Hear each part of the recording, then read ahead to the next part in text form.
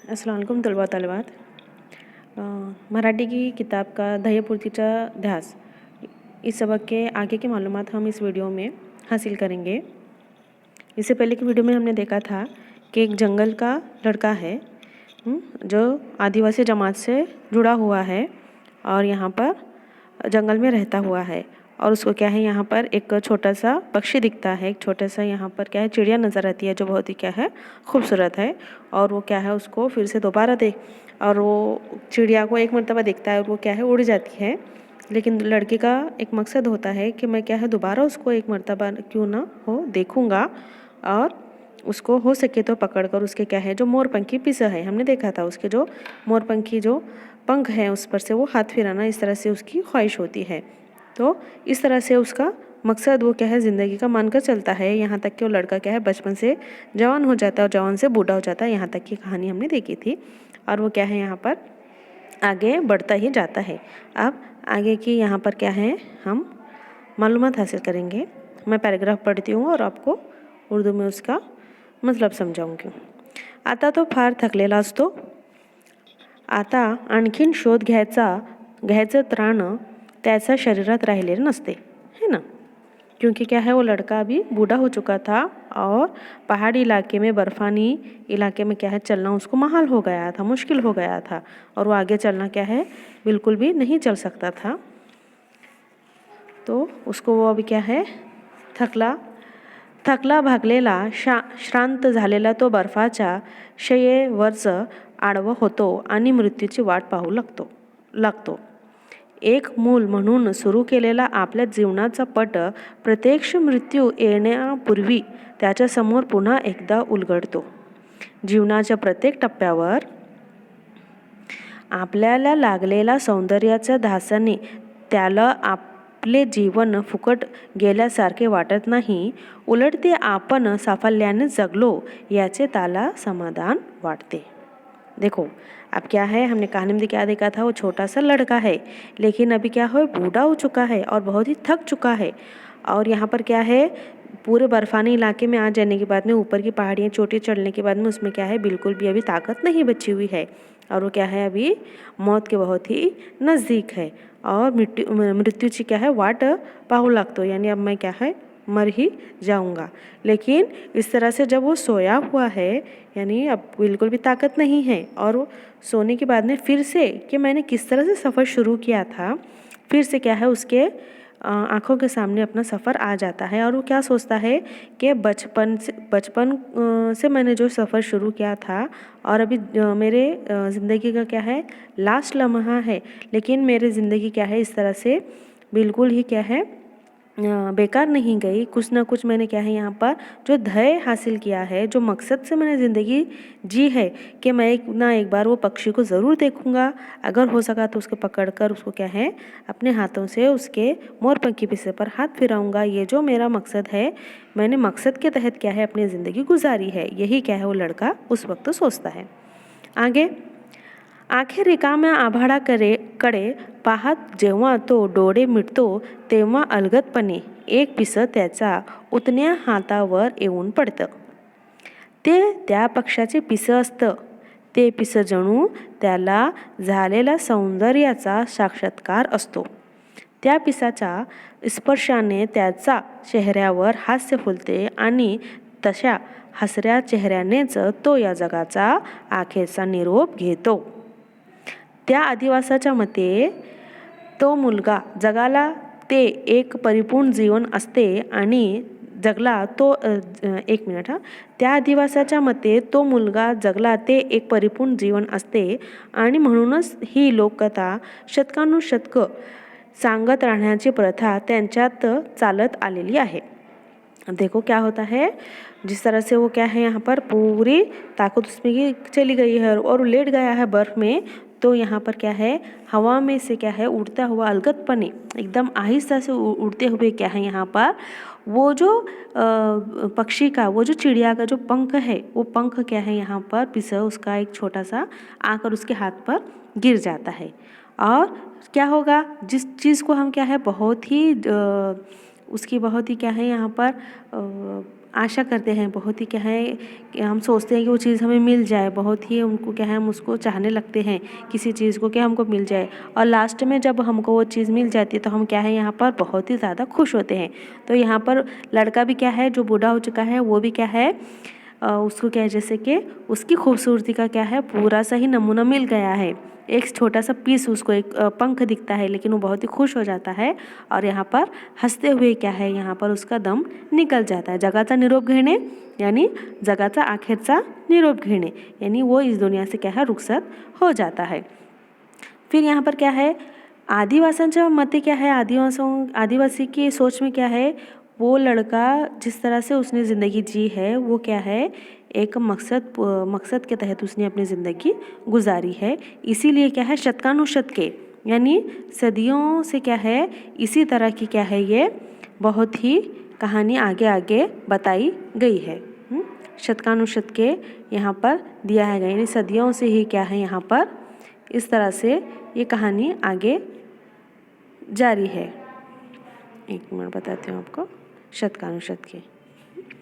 फिर उसी के साथ साथ आगे देखेंगे त्या मुलाला लागलेला त्या पक्षाचा ध्यास हा जीवनाचा अतिशय सहजपणे न लाभणारी गोष्ट असते।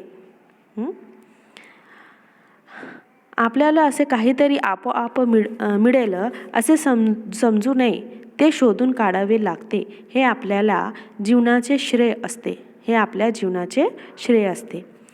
बताते क्या है वो कि वो जो पक्षी है वो पक्षी को क्या है इसी तरह से आसानी से ढूंढे तो मिल जाएगा, इस तरह से उसने माना था क्या, नहीं, ये क्या है मुझे अतिशयपणे सहजपणे न लाभणारी क्या है गोष्ट है, लेकिन मुझे क्या है यहाँ पर वो आसानी से पक्षी मुझे नहीं मिल सकता, इसको क्या है मुझे ढूंढना ही पड़ेगा। इसीलिए क्या है वो लड़का एक मकसद लेकर क्या है आगे बढ़ता है और यही हमको बताना क्या चाहता है कि ज़िंदगी में कोई भी चीज़ क्या है आसानी से नहीं मिलती, इसे हासिल करने के लिए क्या है बहुत ही कठिन परिश्रम यानी बहुत ही क्या है मसाइल का हल, हमें मसाइल को हल कर कर क्या है आसानी से हमको अपना मकसद मिल जाता है।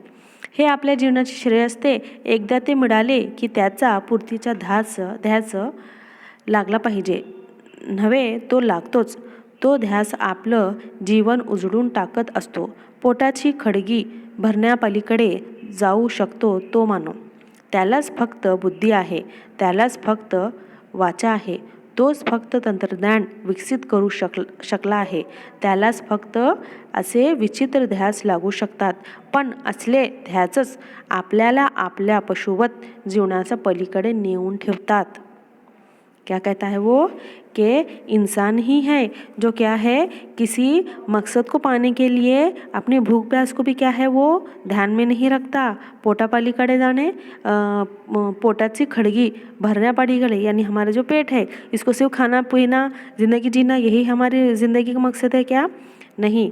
ये अगर कोई इस मकसद को हमें हासिल करना है तो हमें खाने पीने की भी क्या है यहाँ पर बिल्कुल भी फिक्र नहीं रहती, हम उसको क्या है हासिल करना चाहते हैं। अगर किसी इम्तिहान में क्या है हमें टॉप करना है, अच्छे मार्क्स लेना है तो हमें क्या है सुबह शाम कब हो रही है, हम क्या सिर्फ यहाँ पर क्या है सिलेबस कितना है उसको हम किस तरह से क्या है यहाँ पर स्कोर कर सकते हैं, कितने मार्क्स मिलाना है, ये तमाम क्या है हमारे दिमाग में इतनी ही बातें होती हैं, तो तभी जाकर क्या है हमें कामयाबी मिल सकती है। और ये इंसान ही है जिसको क्या है अल्लाह ताला ने बुद्धि दी है यानी दिमाग दिया है, सोच विचार है, इस तरह से मसाइल हैं तो उसको हल किस तरह से करना ये भी क्या है अल्लाह ताला ने हमें सोच दी हुई है।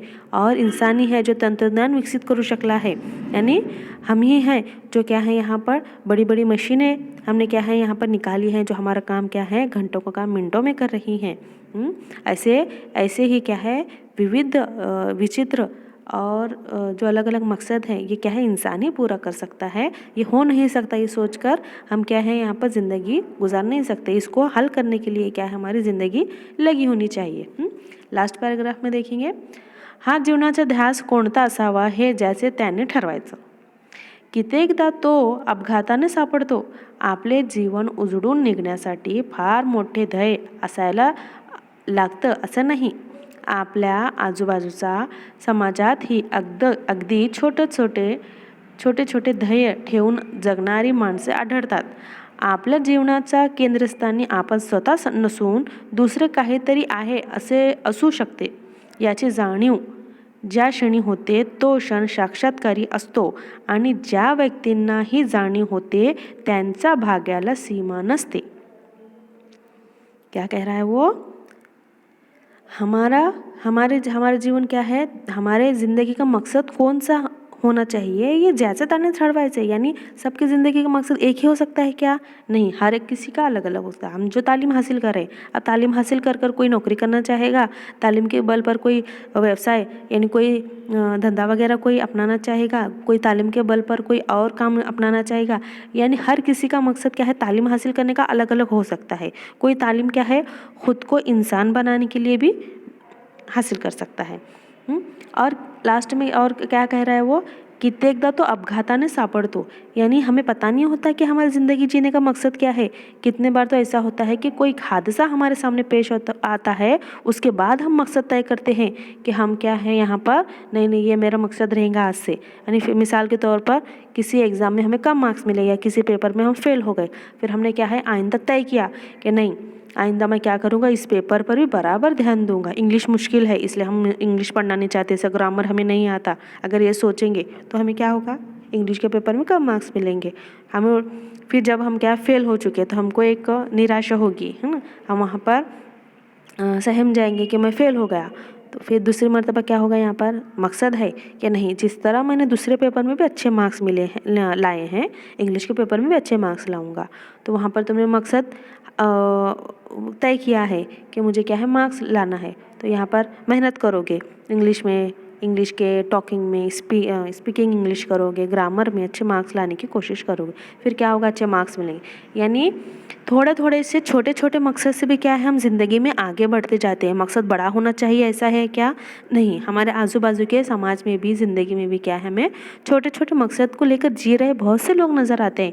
लेकिन बशर्ते यह है क्या है, हमें उन पर तवज्जो डालनी चाहिए कि कौन किस मकसद के तहत क्या है कोई काम कर रहा है, ज़िंदगी जी रहा है. हमें अपनी ज़िंदगी क्या है बग़ैर मकसद तले जीना नहीं चाहिए. यही क्या है इस कहानी में बताया गया है.